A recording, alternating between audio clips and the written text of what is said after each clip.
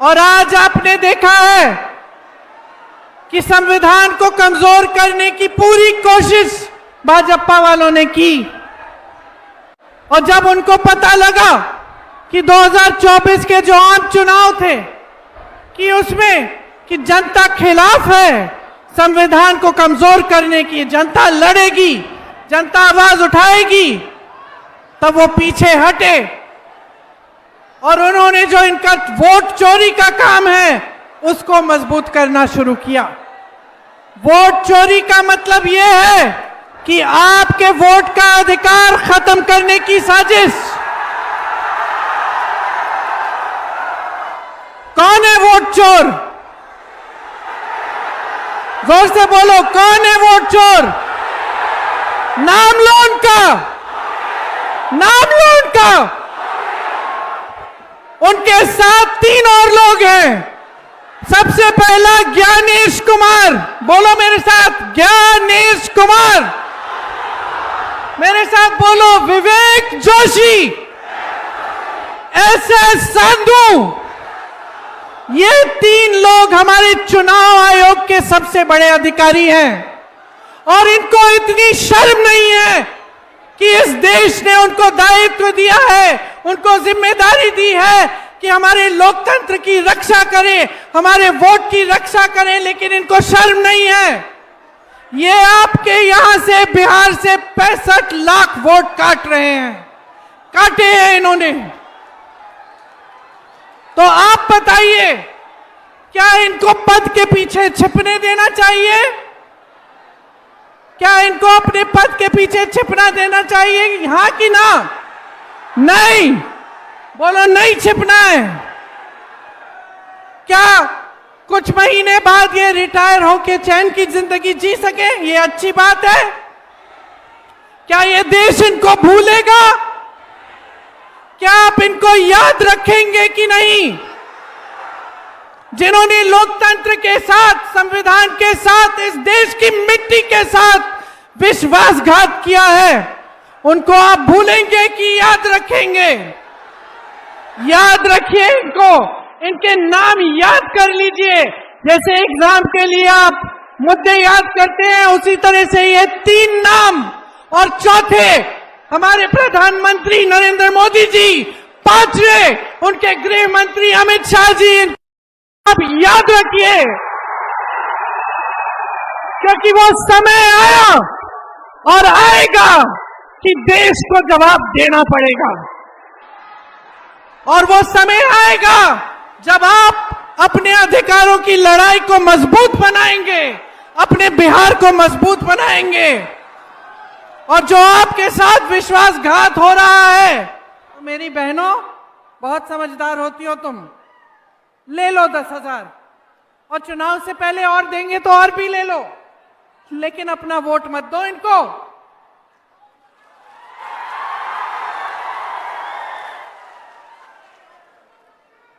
ये महिला खड़ी है ना यहां, आप खड़ी हो,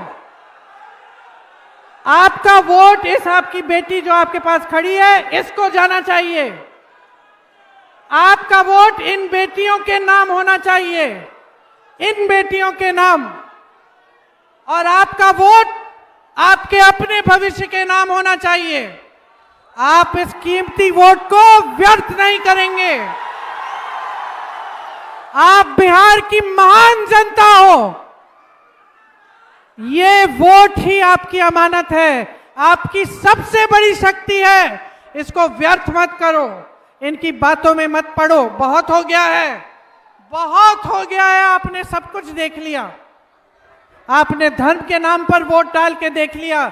ये छोटी छोटी पार्टियां जो बुदबुदे की तरह उठती हैं चुनाव के समय, जो आपने इनको भी देख लिया है कि कहां कहां उभर रही हैं। ये वहां उभर रही हैं जहां इनके उभरने से भाजपा की मदद होगी। आपने ये भी देख लिया कि भाजपा के जो बड़े बड़े नेता हैं, जो कट्टों की बात करते हैं, दुनाली बात करते हैं, गोली, फिरौती, रंगदारी, हत्या, अपहरण, ये बातें करते हैं इनके नेता, इनके सबसे बड़े नेता, देश के प्रधानमंत्री अपने स्तर को इतना गिरा चुके हैं।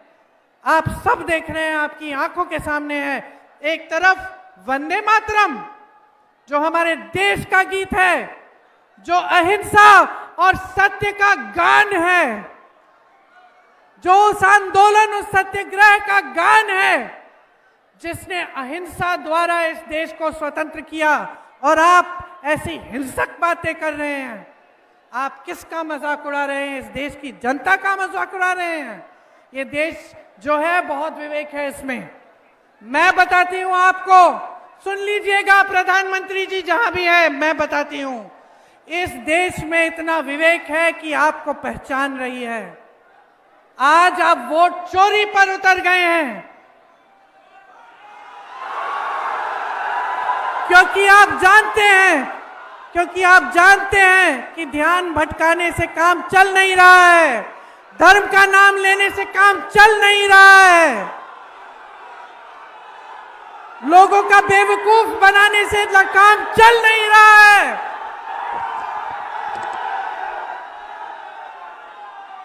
आज बिहार की जनता कह रही है हमें गठबंधन की सरकार चाहिए।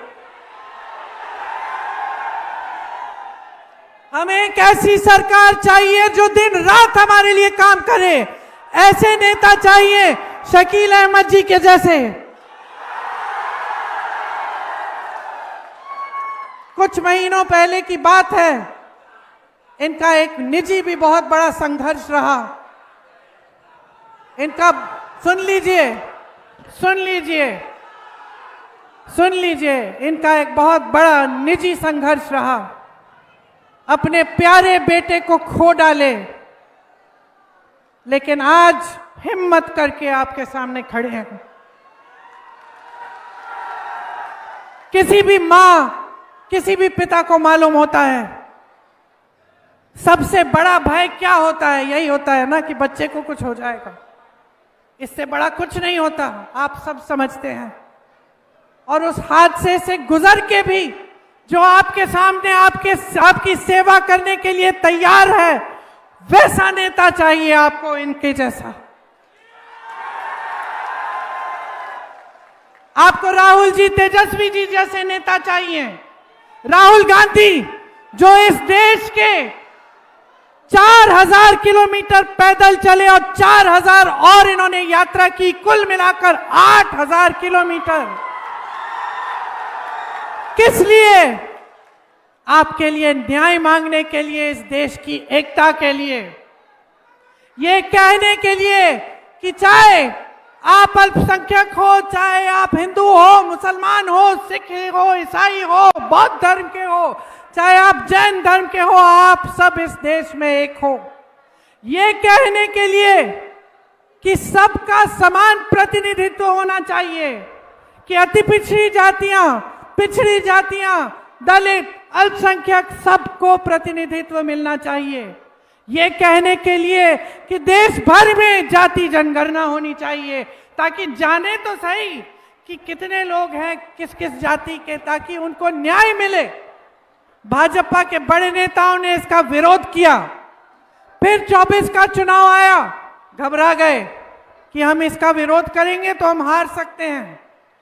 तो बिहार में जाति जनगणना कराई, फिर कचहरी में ले गया, ठंडे बस्ते में डाल दी ताकि लागू ना हो। लेकिन कांग्रेस ने तेलंगाना में जाति जनगणना कराई और उसी की तहत सारी नीतियां बनाई जा रही हैं। तो सच्चाई ये है कि आज बिहार की मांग है कि महागठबंधन की सरकार आए। मेरी बहनें सुन लो, आपके लिए हम क्या करना चाहते हैं, और खोखली बातें नहीं हैं। ये नहीं है कि आपको चुनाव से पहले 10,000 दे देंगे, चुनाव के बाद भगवान भरोसे। ये वो बात है जो जहां कांग्रेस की सरकारें हैं वहां आज के दिन हो रही हैं। सिलेंडर को 500 रुपए में आपको देंगे। तेलंगाना में, कर्नाटका में जहां कांग्रेस की सरकार है, गैस सिलेंडर के दाम घटाए गए हैं। जीविका दीदियों को 30,000 रुपए का वेतन मिलेगा प्रति माह और पक्की नौकरी मिलेगी। बेटियां, तुम्हारे लिए हर अनुमंडल में महिला कॉलेज बनेगा। विधवा पेंशन 1500 रुपए और हर साल 200 रुपए बढ़ाया जाएगा। वृद्धजन पेंशन भी 1500 रुपए किया जाएगा। भूमिहीन परिवारों को मकान हेतु 3 से 5 डिसमिल जमीन मिलेगी और ये जमीन मेरी बहनों के नाम होगी। और जो पैसे आएंगे आपको माई बहन योजना में हर महीने 2500 रुपए दिए जाएंगे और सीधे आपके खाते में दिए जाएंगे। मैंने जातिगत जनगणना की बात की। पंचायती राज एवं नगर निकायों में ईबीसी आरक्षण 30% होगा और दलित आरक्षण 20%। अति पिछड़ा वर्ग अत्याचार निवारण अधिनियम बनाया जाएगा, जिससे ये जो अपराध आप सब पे बढ़ रहे हैं इनको रोका जाए। और निजी शिक्षा के संस्थानों में भी आपके लिए आरक्षण होगा। नौजवानों के लिए जब आप परीक्षा देने जाएंगे तो आने जाने का खर्चा सरकार उठाएगी। आपकी जो फॉर्म है वो निशुल्क होगी, उसकी फीस रद्द की जाएगी। 3 साल में कि आपकी डिग्री आप 3 साल में ही खत्म करोगे। आपके लिए आवासीय अंग्रेजी मॉडल विद्यालय बनाए जाएंगे और शिक्षा के लिए और उद्योग के लिए बिहार में 2000 एकड़ जमीन अलग से रखी जाएगी, जिसमें शिक्षा और उद्योग का निर्माण होगा। शिक्षा के केंद्र बनेंगे। आज के दिन प्रधानमंत्री मोदी जी यहाँ की जमीन 1 एकड़ में 1 रुपए एकड़ में अडानी जी को दे रहे हैं। आप सोचो, आप सब यहाँ खड़े हो, हजारों एकड़ जमीन 1 रुपया प्रति एकड़ में अडानी जी को दी जा रही है। अगर वही जमीन 1 एकड़ भी एक नौजवान को दे देते तो तुम अपना भविष्य नहीं बना देते? तो हम जमीन को आपके लिए, आपके शिक्षा के संस्थानों के लिए और आपके जो उद्योग बनवाने के लिए रखना चाहते हैं। हर विधानसभा में उद्योग बनाने के लिए, वहां स्थानीय उद्योग बनाने के लिए अलग से 10 करोड़ रुपए भेजे जाएंगे। अगर कोई नौजवान चाहता है कि वो अपना छोटा सा कारोबार शुरू करे तो उसके लिए सरकार 2 लाख रुपए देगी। आपका एक जॉब कैलेंडर बनेगा जिसमें प्रतीक्षा का दिन, परीक्षा का दिन, रिजल्ट का दिन और नियुक्ति का दिन पहले से तय किया जाएगा। और किसी ने उसको बदलने की कोशिश की, घोटाले करने की कोशिश की तो सख्त से सख्त कार्रवाई होगी। ये सब हम नौजवानों के लिए करना चाहते हैं। बहनें, आज किसी का इलाज करना पड़ता है तो बहुत मुश्किल होती है। राजस्थान में कांग्रेस की सरकार थी तो 25 लाख का स्वास्थ्य बीमा मिलता था। इसका मतलब है कि 25 लाख रुपए तक जितना भी इलाज करना था, चाहे वो कैंसर का इलाज हो, चाहे वो हार्ट का मरीज हो, चाहे लिवर की बीमारी हो, चाहे फेफड़े खराब हो, पूरा इलाज 25 लाख रुपए तक सरकार आपको निशुल्क देती थी, प्राइवेट में भी और सरकारी में भी। हम वही लागू करना चाहते हैं यहाँ बिहार में। आप सोचो कितनी सुविधा होगी अगर स्वास्थ्य की जो सुविधाएं हैं आपको 25 लाख तक निशुल्क मिले। यहाँ सरकारी अधिकारी खड़े हैं, कर्मचारी खड़े हैं। अगर कोई भी इनसे पूछेगा कि आज आपकी सबसे बड़ी मांग क्या है, बोलेंगे हमें पुराना पेंशन चाहिए। बोलोगे कि नहीं? कहेंगे हमें पुराना पेंशन चाहिए। जो इनका पेंशन था, जिसके लिए लोग तड़पते थे कि हमें सरकारी नौकरी चाहिए एक जमाने में, वो बुजुर्ग बैठे वो बताएंगे। एक जमाने में सरकारी नौकरी अगर लग जाती थी तो मान लो लॉटरी लग गई, क्योंकि आज जीवन सुरक्षित रहोगे, पेंशन मिलेगा, आराम से जिंदगी जियोगे, काम जब हो जाएगा 20 साल की सर्विस हो जाएगी फिर भी कुछ मिलते रहेगा। आज स्थिति यह है कि उस पेंशन के पैसे भी सरकार मार्केट में डाल देती है, बड़े बड़े उद्योगपतियों के पास जाता है। तो हम चाहते हैं कि जो पुराना पेंशन है आपको वापस फिर से मिले और हम ओपीएस पुरानी पेंशन स्कीम यहां पे लागू करना चाहते हैं। दिव्यांग भाइयों और बहनों के लिए 3000 रुपए प्रति माह आपको पेंशन मिलेगा। मेरे किसान भाइयों के लिए आपको न्यूनतम समर्थन मूल्य हम गारंटी करके दे रहे हैं। यहां मंडी की व्यवस्था नहीं है, कोल्ड स्टोरेज नहीं है, हम मंडी की व्यवस्था यहां शुरू करेंगे। मनरेगा की जो मजदूरी है हम 300 रुपए प्रतिदिन कराएंगे और जो मजदूरी के दिन हैं उनको 2 गुना करेंगे। और ये भी सुन लीजिए कि 200 यूनिट बिजली आप सबको मुफ्त में मिलेगी। तो आपको महागठबंधन की सरकार चाहिए कि नहीं चाहिए? बहुत हो गया है भाई और बहनों। देखिए, बड़े बड़े भाषण आपको सब दे सकते हैं, जो सच्चाई है आपके जीवन की वो आप जानते हैं।